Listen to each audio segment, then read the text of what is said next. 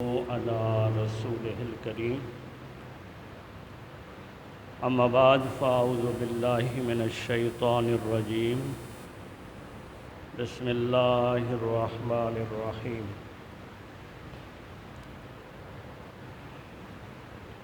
والفجر وليال عشر صدق الله العظيم رب اشرح لي صدري ويسر لي أمري واحلل عقدة من لساني يفقهوا قولي صلاة والسلام عليك يا سيدي يا رسول الله۔ حمد و صلاۃ پر مشتمل مختصر ترین خطبہ کے بعد نہایت ہی واجب الاحترام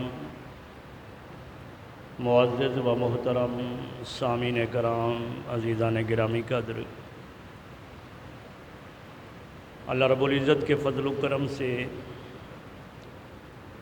اس کی دی ہوئی توفیق سے آپ احباب کے سامنے اللہ رب العزت کی مقدس و مطہر کتاب میں سے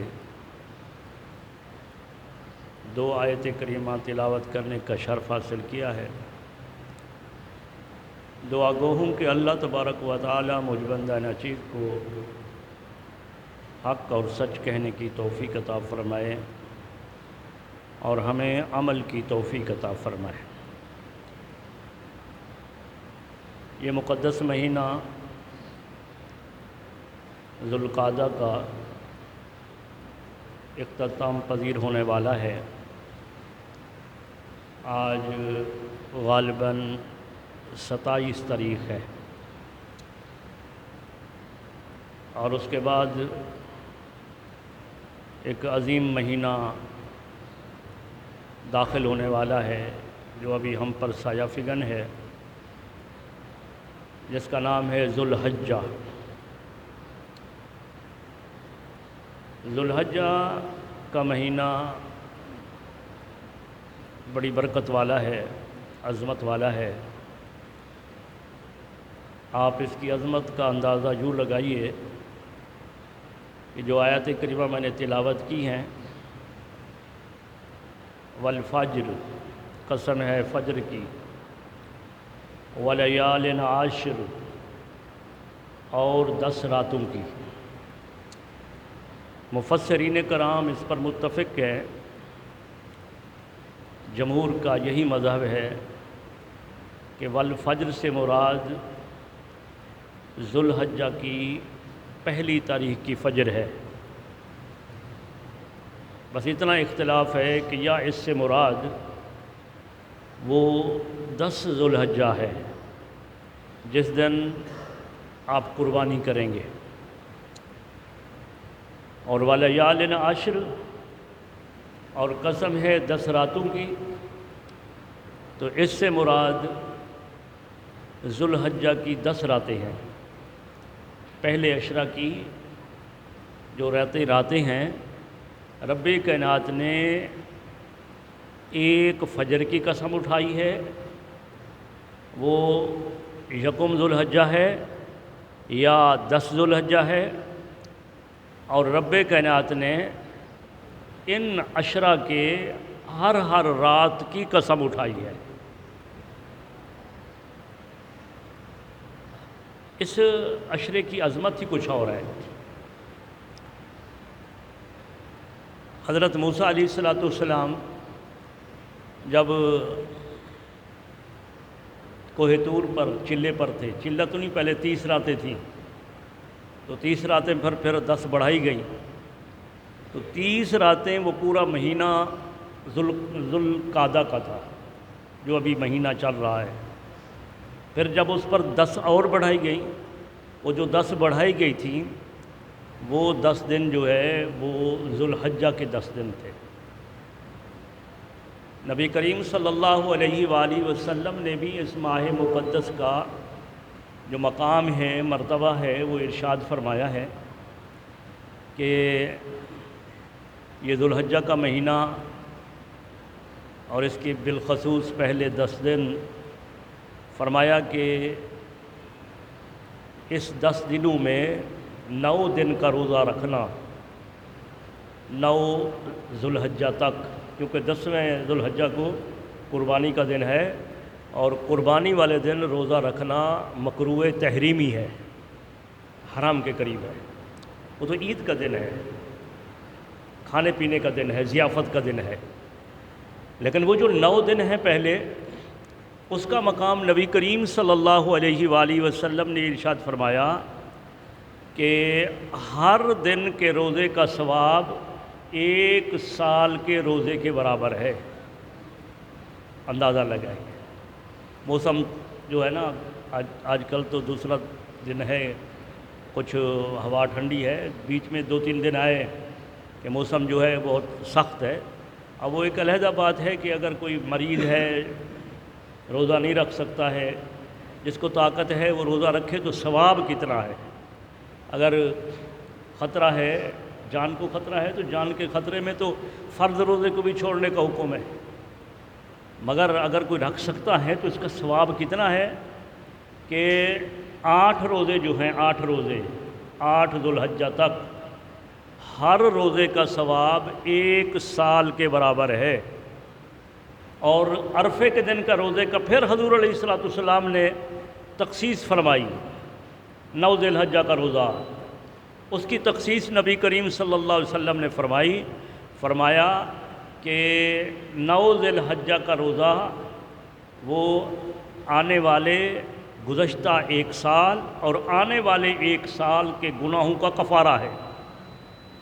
اندازہ لگائیں کہ کس قدر جو ہے اللہ رب العزت جو ہے وہ ان کا کرم جو ہے وہ برس رہا ہے، اللہ رب العزت کی رحمت برس رہی ہے، اور اللہ تبارک و تعالی جو ہے وہ یہ مہینہ جو ہم پر سایہ فگن ہے، وہ کتنا عظمت والا مہینہ ہے کہ نبی کریم صلی اللہ علیہ وسلم نے فرمایا، پہلے عشرے کی بات کی، عشرے میں سے وہ بھی حضور صلی اللہ علیہ وسلم نے ہی اس کی ممانعت فرمائی کہ عید کے دن کا روزہ جو ہے وہ مکروہ تحریمی ہے، حرام ہے، کیونکہ وہ ضیافت کا دن ہے۔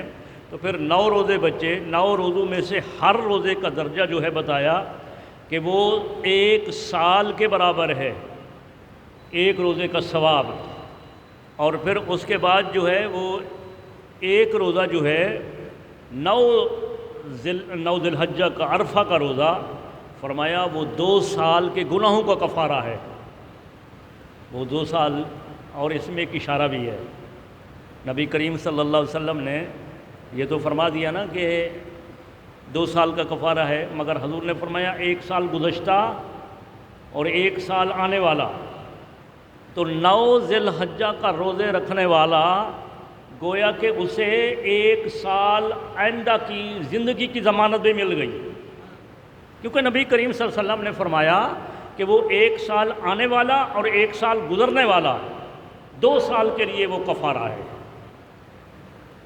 تو یہ عظمت ہے اس عشرہ کی، جو مہینہ ہم پر سایہ فگن ہے، ماہ ذوالحجہ۔ یہ تو ہوئی دن کی فضیلت۔ رات کی فضیلت کیا ہے؟ وہ رات کی فضیلت جس کے متعلق رب کائنات نے فرمایا وَلَيَالٍ عَشْرٍ، اور 10 راتوں کی قسم۔ وہ 10 راتوں کی عظمت کیا ہے؟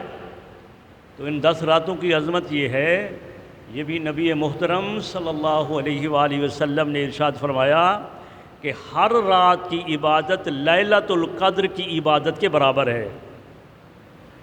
کتنا تلاش کرتے ہیں لیلۃ القدر کو؟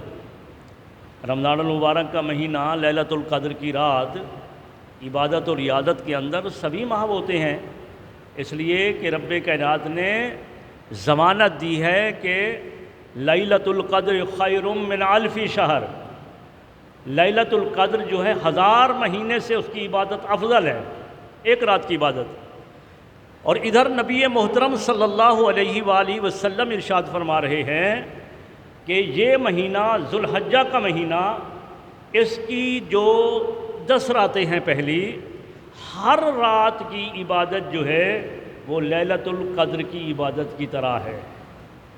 جیسے لیلۃ القدر، جو سمجھو کہ جس نے یہ ذوالحجہ کی ہر رات کے اندر عبادت و ریاضت کی، اللہ رب العزت کو یاد کیا، اللہ تبارک و تعالیٰ کو راضی کیا، تو گویا کہ اس نے ایسی عبادت کی جیسے اس نے گویا کہ لیلۃ القدر کو پا لیا۔ تو لہٰذا لیلۃ القدر کو پانا کوئی عام بات نہیں ہے، اور وہ کسی رات آخری عشرہ کی کسی رات میں چھپی ہوئی ہے۔ تو رب کائنات کے حبیب نے یہاں تو عیاں کر دیا ہے کہ یہ 10 راتیں ہی مکمل اہمیت کی حامل ہیں۔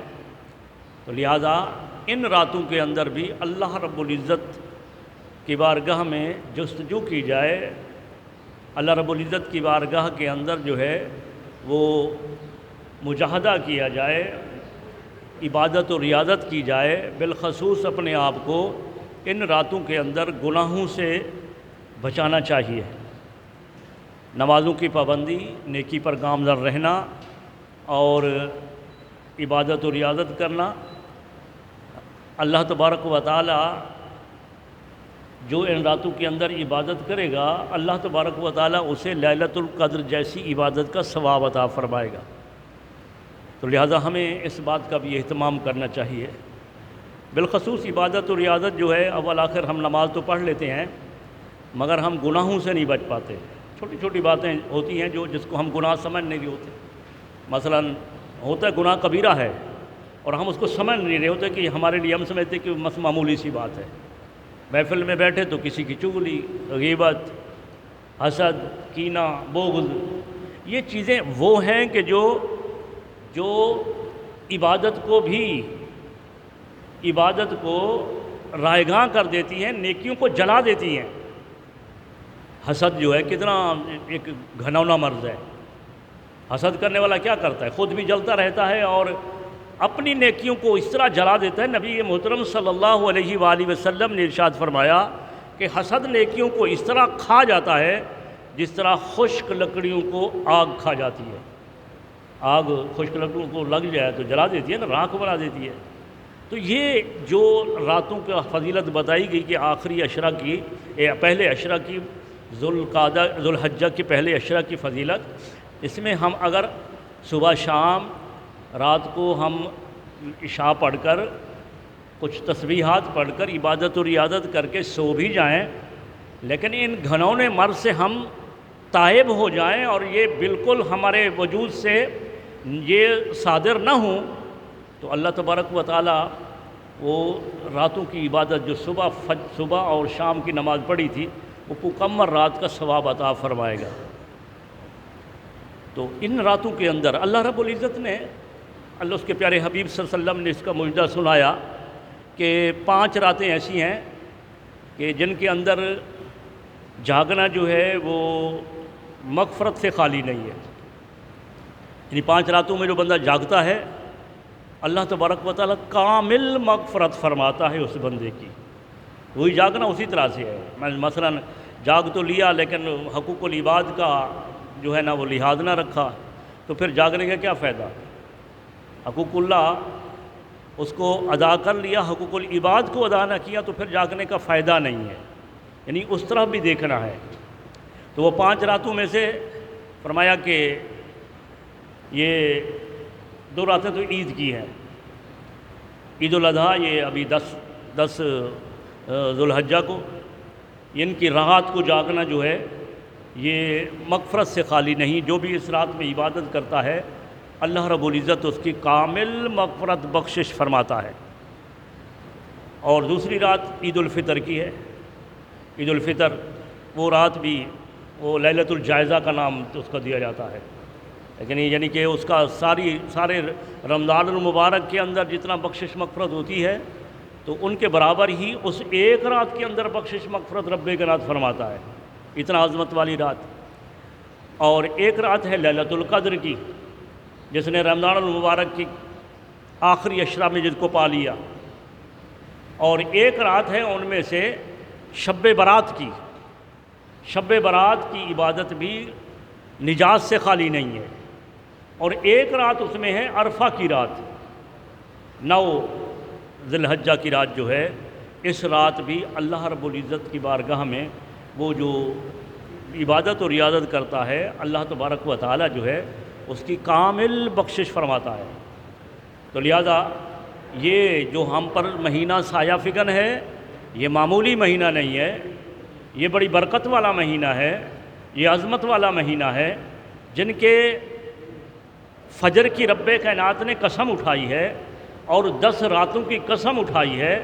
اس کے پیارے حبیب صلی اللہ علیہ وسلم نے ایک دن کے روزے کا مجدہ 1 سال کے برابر سنایا ہے، اور پھر عرفہ 9 ذوالحجہ کا روزہ جو ہے وہ 2 سال کے گناہوں کا کفارہ بتایا ہے۔ تو ایسے دنوں کو ایسے ضائع نہیں کرنا چاہیے، عبادت و ریاضت کے اندر اس کو صرف کرنا چاہیے۔ عبادت و ریاضت اس کے اندر بھی حضور علیہ الصلوۃ والسلام نے رہنمائی فرمائی کہ عبادت و ریاضت جو ہے وہ ذکر و اذکار، ویسے تو جو بھی کوئی عبادت کرے، جو بھی عمل کرے، اللہ تبارک و تعالیٰ اس کو رائے گاہ نہیں کرتا، مگر کچھ وہ باتیں ہیں کہ نبی کریم صلی اللہ علیہ وسلم نے ارشاد فرمایا کہ ان دنوں کے اندر یا مقدس اوقات کے اندر جو ہے ان کو ادا کرنا چاہیے۔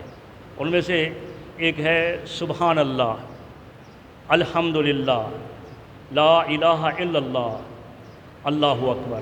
یہ علیحدہ علیحدہ کلمات جو ہیں یہ ان کی علیحدہ احادیث مبارکہ کے اندر ان تمام الفاظ کی ایک حدیث کے اندر بھی عظمت آئی ہے اور علیحدہ بھی آئی ہے۔ اگر میں یوں کہوں کہ اگر ان تمام الفاظ کو ایک ہی کلمہ کے اندر جمع کیا گیا ہے جو ہمارے تقریباً سب کو وہ کلمہ آتا بھی ہے، تو وہ ہے تیسرا کلمہ سبحان اللہ ہے، والحمدللہ ہے، ولا الہ الا اللہ، واللہ اکبر۔ تو یہاں تک یہ ہو گیا، آگے لا حول ولا قوت الا باللہ یہ اضافہ کر دیا، تو یہ اس کا بھی یہ لا حول ولا قوت الا باللہ یہ عظیم کلمہ اتنا عظیم ہے کہ 99 بیماری کا لا حول ولا قوت الا باللہ 99 بیماری کا علاج ہے، اور اس 99 بیماری میں سے سب سے کم جو بیماری ہے وہ ہے پریشانی، اور آج ہر بندہ کسی نہ کسی پریشانی کے اندر مبتلا ہے۔ خوش قسمت ہے وہ بندہ کہ جس کو کوئی پریشانی لاحق نہیں ہے، لیکن اگر پریشانی ہے اور اکثریت پریشانی میں مبتلا ہے تو کسی کو بیماری کی پریشانی ہے، کسی کو کوئی رشتہ داروں کے حوالے سے آل اولاد کی طرف سے پریشانی ہے، کسی کو جو ہے وہ غربت کی پریشانی ہے، ان کے پاس جو ہے نا وہ اس دور کے اندر وہ جو کچھ کماتا ہے مکمل نہیں ہوتا، پریشان حال ہے۔ تو اللہ کے پیارے حبیب صلی اللہ علیہ وآلہ وسلم نے ارشاد فرمایا، ابن الماجہ کی حدیث ہے، حضور نے فرمایا 99 بیماری کا علاج ہے یہ۔ وہ 99 بیماری، باقی جو 98 بیماری ہے پتہ نہیں کتنا بڑی ہوں گی، فرمایا ان میں چھوٹی کے چھوٹی مرض جو ہے وہ فرمایا وہ ہے پریشانی۔ تو پریشانی کا یہ علاج ہے، اس سے 98 بیماری بڑی ہے جس کا علاج لا حول ولا قوت الا باللہ اس کے اندر رکھا گیا ہے۔ تو تیسرا کلمہ جو ہے سبحان اللہ ہے، والحمدللہ ہے، ولا الہ الا اللہ، واللہ اکبر، ولا حول ولا قوت الا باللہ العلی العظیم۔ یہ جو کلمات ہیں ان کو کثرت کے ساتھ ادا کرنا چاہیے۔ اس کے اندر وہ ساری فضیلتیں سبحان اللہ کی، الحمدللہ کی، لا الہ الا اللہ کی، اللہ اکبر کی، اور ساتھ ہی لا حول ولا قوت الا باللہ، یہ ساری کے سارے کلمات ایک ہی کلمے کے اندر جمع ہو گئے ہیں، تو اس کی کثرت کرنی چاہیے۔ ایک تسبیح تو روزانہ اس کی ہونی چاہیے، تیسرے کلمے کی ایک تسبیح روزانہ ہونی چاہیے۔ یہ جو ماہ مقدس آ رہا ہے اس کی پہلے 10 راتوں کے اندر، 10 دنوں کے اندر جو ہے وہ باقی ذکر و اذکار کے ساتھ اس کا تذکرہ بھی، اس کا ذکر بھی ہونا چاہیے۔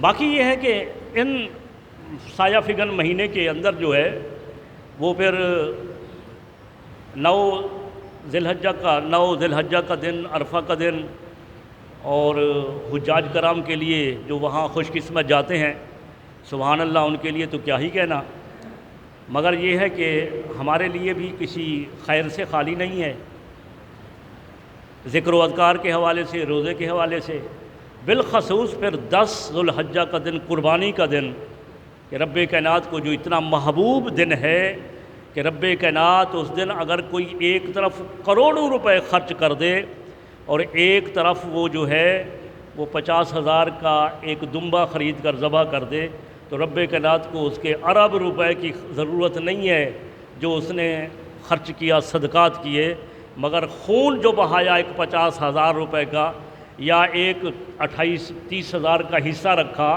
وہ جو خون بہا ہے یہ رب کائنات کو ہر عمل سے یہ عمل 10 ذوالحجہ کے دن یہ عمل اللہ کو محبوب ہے۔